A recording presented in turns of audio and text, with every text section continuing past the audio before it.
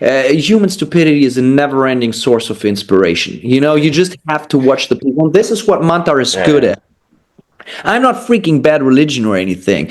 I don't judge. I just report. It's even worse than that. I see people and I report. I like mirror what's gonna happen. But I don't have a certain agenda to spread or a message to tell the people. It's just like, hey, this is us. This is us fucking up everybody, you know?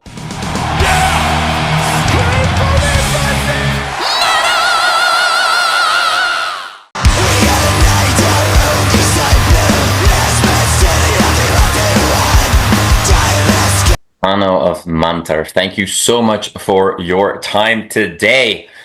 It is almost time for our post-apocalyptic depression on Valentine's Day. I mean, what is more romantic than new Mantar music?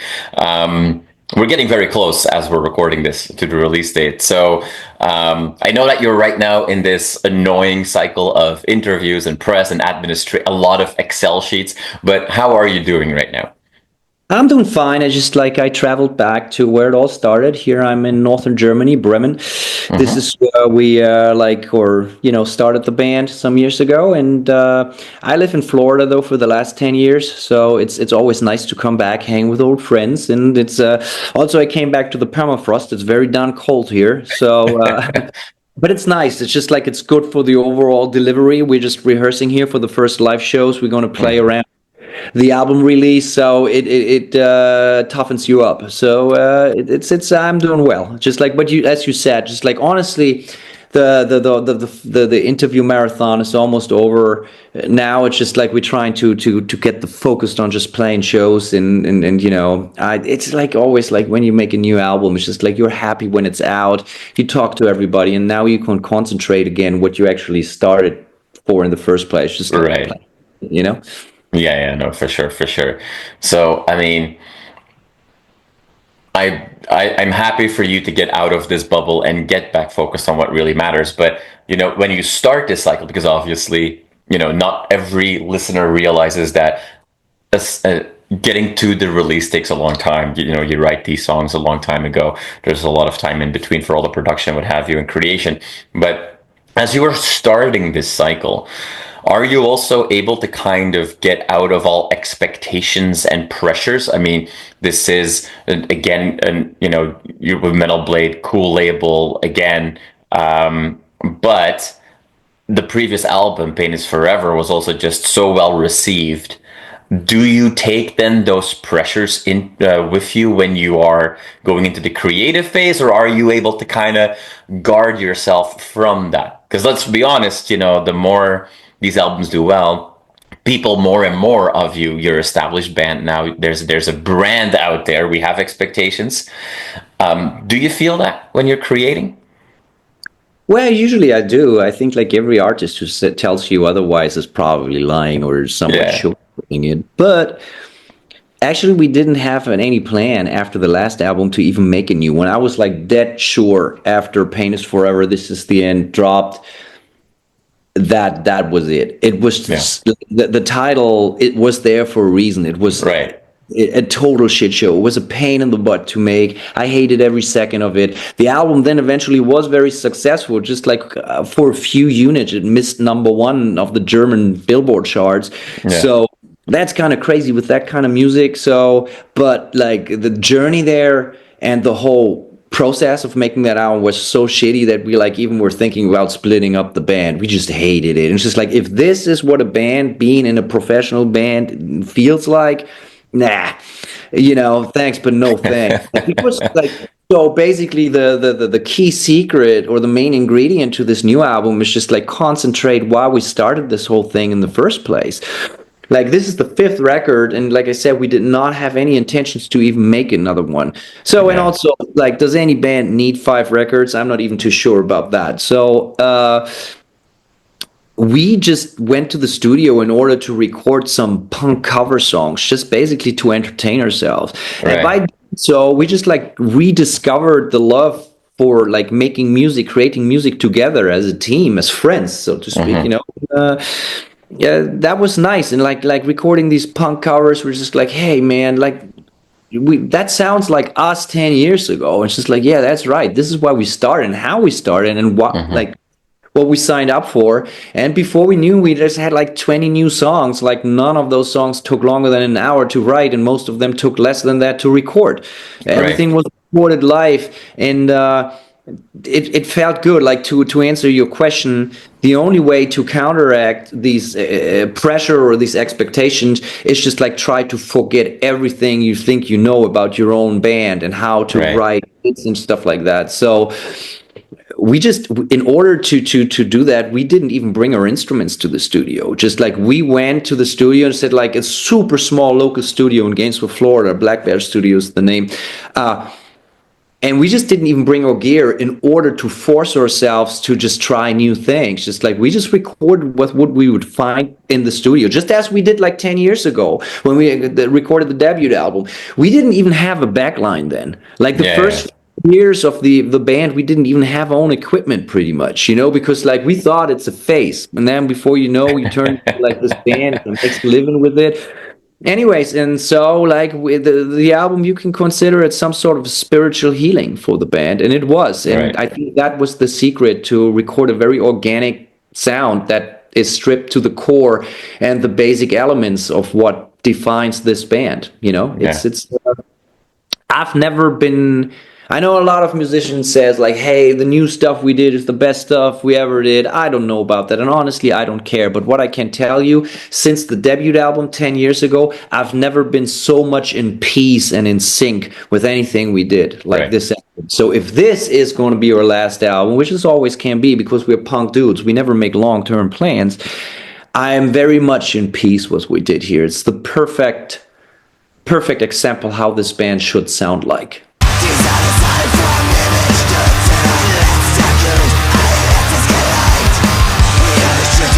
A word that you haven't used, but that I like to use for this album, and I think it makes it's no surprise following all that you just said, is for me, this is also just like the most fun album that you guys 100%. Have done, right? I mean, and fun is a weird word maybe to describe your band, but when we sent this, like, we were a little hesitant to send it to Metal Blade because we thought, hey, this sounds so different than the previous album, and it's not like the typical metal thing.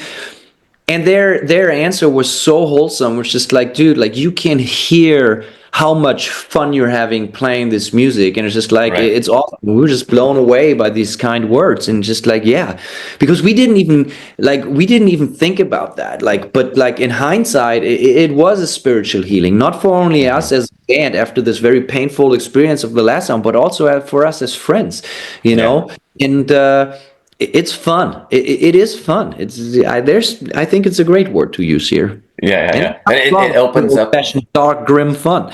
Yeah, exactly. Because it opens up this weird idiosyncrasy, to use a very big word compared to the word fun, where I'm listening to your album, bobbing my head with a smile on my face, and I can see myself and other people at shows that you're going to be playing. We'll talk about those in just a second. Just having a good time at the show, but as we also expect from you, you're not necessarily singing about rainbows, lollipops, and unicorns, right? So that's a weird balance as well. Where is that weird for you as you're like having fun playing these songs, but then you realize, oh shit, we're actually also channeling some really dark shit? For me, that was never. There's never like a problem with like doing both, you know. You can't have fun and enjoy the. For me, it's just like I understand. Like, some people don't have that, some people do have that, and I'm one of these people who do understand. I understand the motivation of cage fighters, for instance. I understand why they do that. It's like a physical experience. It's a challenge. It's just like, and that's how we play music. We always used to play. We go on stage like we're going to have a fist fight here, you know. And I love nothing more than walking off stage after 45 minutes, 30 minutes, 60 minutes or whatever, and can barely walk no more. Like, you know, constant puking is a constant part, not because like we drink so much, like exhaustion. And in order to answer your question, that's the fun part. That's like the physical experience of just like raising hell, just like going out there. And the other part is just like, as you said, heavy metal or extreme music lyrics gives you the chance to explore realms or go to places in your head without actually having to live them in your daily life. I don't, it's just like there's so many death metal bands out there. It's just like the kindest, nicest dudes ever. And I think that's for a reason, because like that they have a chance to go to weird places, Right. And then, we just like I said, like old fashioned, dark, grim fun, but also it helps. And maybe that's just me being a punk dude and a punk kid in the past. Just like the human stupidity, you just like turn on the TV, like open up the newspapers, like human stupidity is a never ending source of inspiration. You just have to watch the people. And this is what Mantar is good at. I'm not freaking bad religion or anything.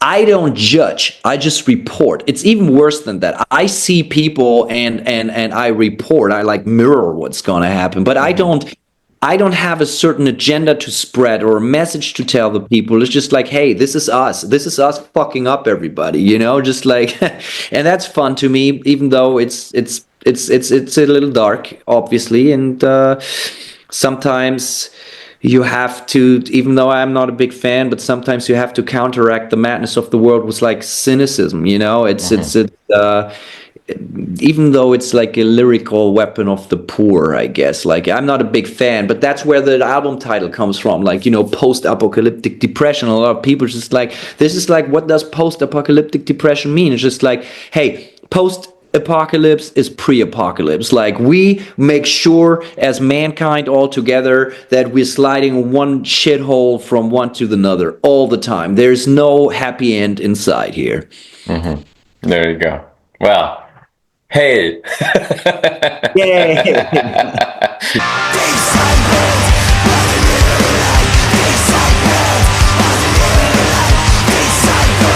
You're an interesting band because you mix together so many influences, let's call it, in your own cocktail. And I mean, obviously you're playing shows with Kvelertak soon, and then that's a perfect match in that way, but you can also play with so many different bands, and you have played with so many different bands in the past, and you've been on festivals and what have you, with where you can have black metal bands and punk bands and everything in between, thrash bands and what have you. That can mean that any audience finds something to connect with you. That can also mean that you're kind of like, you're too punky for a death metal guy, and you might be too extreme for a traditional punk rocker. Like what do you usually see as the experience? Like do you get a pretty standard similar response from any crowd, or do you go like, oh yeah, okay, we're playing with those bands, it's going to be that audience, okay, we'll have to do XYZ to get them fully on board? Like what's that experience like for you? I never knew exactly why, but Mantar, since day one, we always were blessed with the fact that we were able to click with any sort of crowd, Last year we did a European tour with Meshuggah, but we also played a lot of shows with bands like Napalm Death or anything, exactly, or black metal bands, or like stuff like that. It's just, I think like as long, like being heavy is easy. That's really easy to do, but being intense, that's the art form. And we always try to deliver an intense overall experience for anyone, and I think that's interesting and probably appealing for anyone who watches. Like, we can play on classic big European metal festivals, Wacken and stuff like that. Yeah. We do that, and then you see like 20,000 people sing along our songs. That's great, but also we can play with like crust punk band in a squat. We do that, and or we even sometimes play at like pop festivals, which is like synth band electronical stuff, and it's just like, because like Mantar also can be a very trippy experience, because these people just play on stage like their life depends on it. It's just like a two-piece raising hell. It's like a five-piece band, and I think it's very appealing and interesting for a lot of people. What the real reason is, I don't know. Probably because we're like extremely good looking, I guess. I mean, undeniable, right? And humble. Humble. So humble. No, I think, but to be answering your question in a fair way, it's just, I think it has to do with the musical background, that Yeah. we never so much of a niche band. Like, I come obviously from a very punk background, but my favorite bands in the world are pop bands. Like, I love nothing more than ABBA and AC/DC. This is where I learned songwriting. And Hmm. Irene, the drummer, he almost exclusively listens to 80s stuff like Duran Duran and stuff like that, like for real. Right. So, of course, and that might be the magic of Mantar as well. No matter how heavy or intense the band is, we always try to write catchy songs. Right. And I think people like that.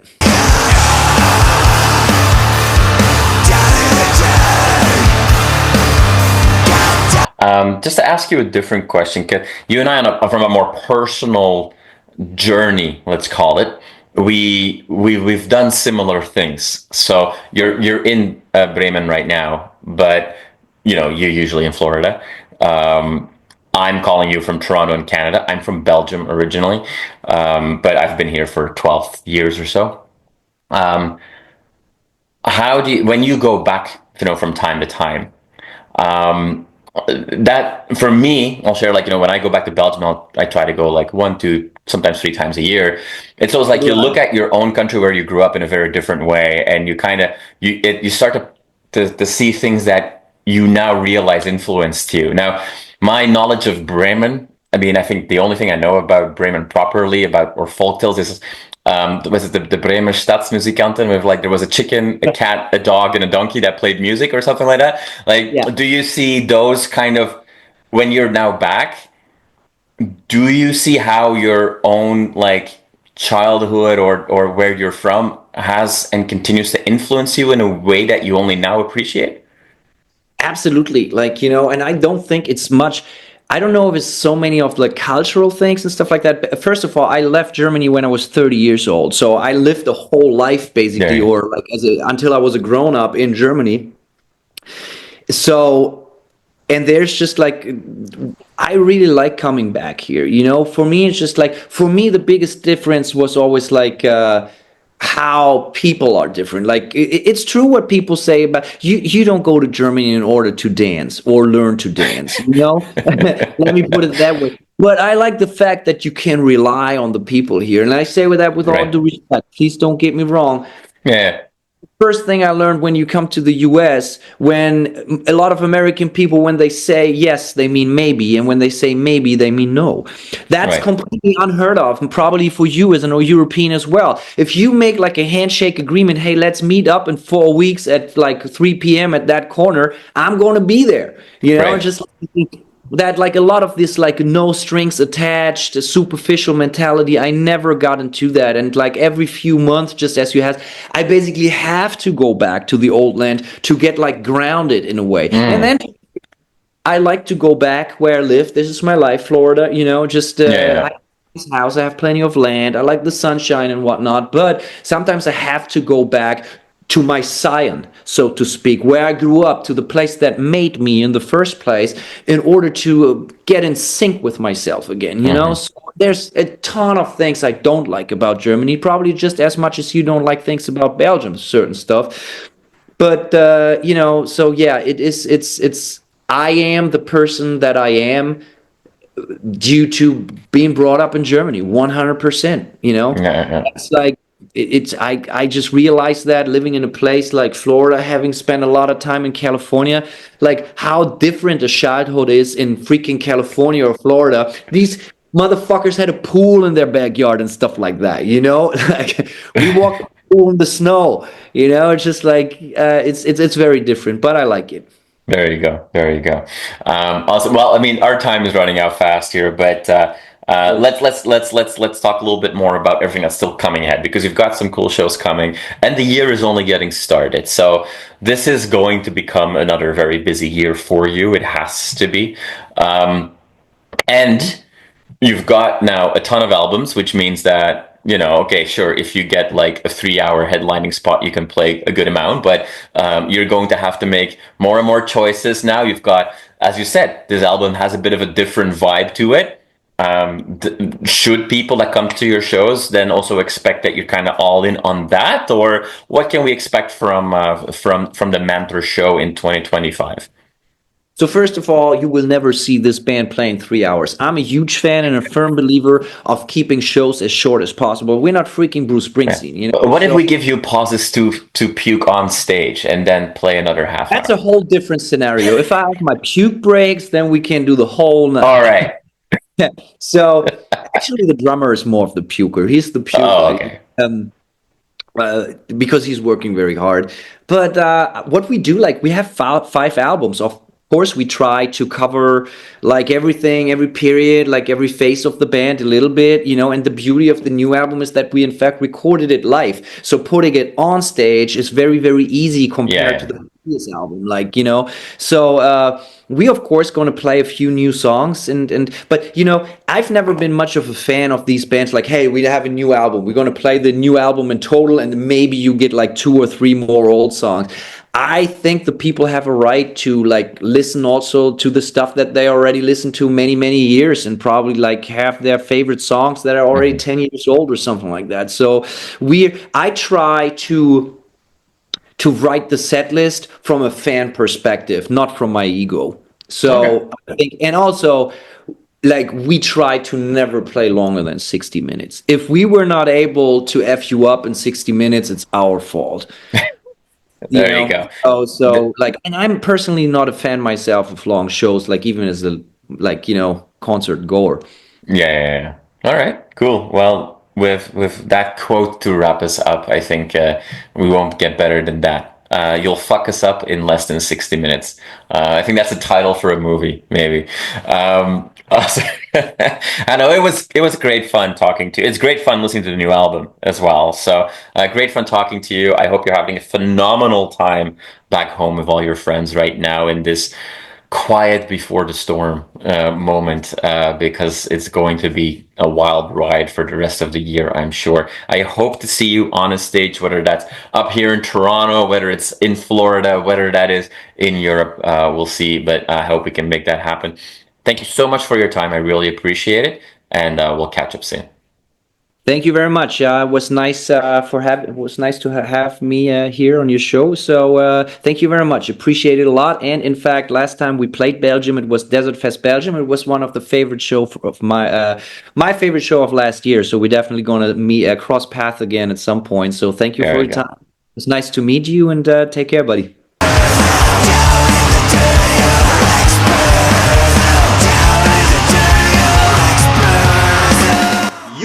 For watching this video. Click right here to see more content like it and subscribe to the channel.